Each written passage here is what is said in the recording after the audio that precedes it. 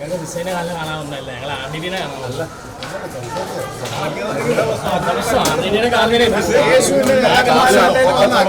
പകർച്ചവാദിയൊന്നുമില്ലല്ലോ ആർഡിഡിക്ക്. എന്താ പ്രശ്നം? ആർഡിഡിനെ കാണാൻ എന്താ പ്രയാസം? ആർഡിഡിക്ക് പോലീസ് സുരക്ഷ ഉണ്ടോ? പിന്നെ എന്താ പ്രശ്നം? ഇന്ന് പ്ലസ് വകുപ്പിനെ ബാധിക്കുന്ന വിഷയല്ലേ? ഇന്ന് പ്ലസ് വണ്ണിന് അല്ല, ഇന്ന് പ്ലസ് വണ്ണിന് ക്ലാസ് തുടങ്ങാണ്. പ്ലസ് വണ്ണിന് ക്ലാസ് തുടങ്ങുമ്പോൾ ഏകദേശം 35% കുട്ടികൾ പുറത്താണ്. ആ ജില്ലയിലെ ചുമതല RDDക്ക് ഉത്തരവാദിയാണ്. ഞങ്ങൾക്ക് സംസാരിക്കണം. ഞങ്ങൾ നിരവധി തവണ വിഷയം ശ്രദ്ധയിൽപ്പെട്ടിട്ടും ഈ നിമിഷം വരെ RDDയോ ബന്ധപ്പെട്ട ആളുകളോ എന്തില്ല അതിൽ ഗൗരവമായിട്ട് ഇടപെട്ടിട്ടില്ല. നിങ്ങൾ ഇതെന്താ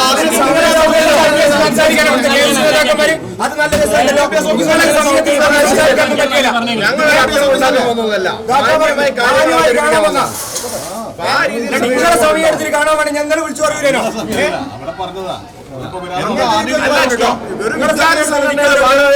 സംസാരിക്കാൻ പറ്റില്ലെങ്കിൽ അയാളെ ഉത്തരവാദിത്തപ്പെട്ട സ്ഥാനത്തിരിക്കണം.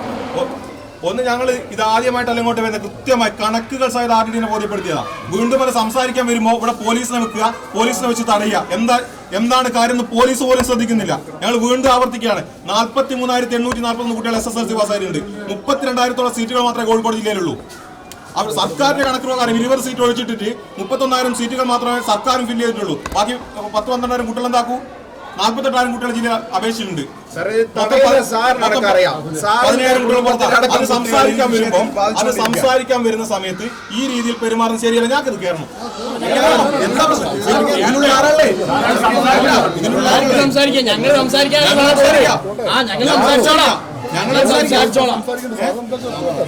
സാറിനോട് ഞങ്ങൾ സംസാരിക്കാനില്ല.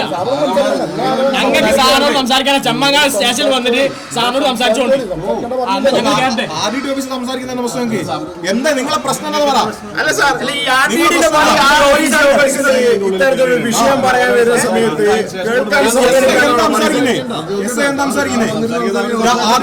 RDD ഓഫീസിലല്ലേ case സംസാരിക്കണ്ടേ? ഇവിടെ നിങ്ങളുടെ പോലീസിന്റെ പെർമിഷൻ പിന്നെ എന്താ പ്രശ്നം?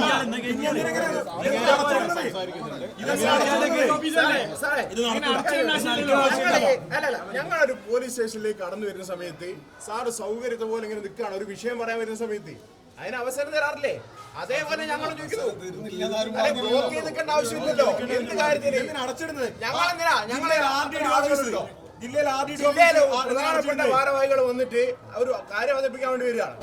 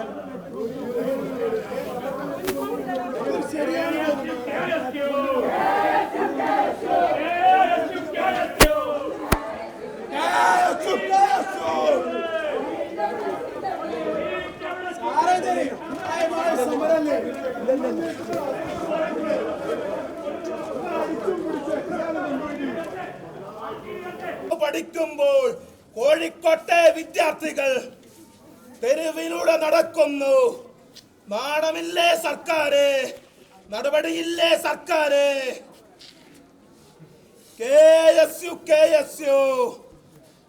KSU സിന്ദാബാദ്. വിദ്യാർത്ഥികളെ പ്രശ്നം പറയുമ്പോ അത് കേൾക്കാൻ നേരമില്ലെങ്കിൽ രാജിവെപ്പ് പോകും.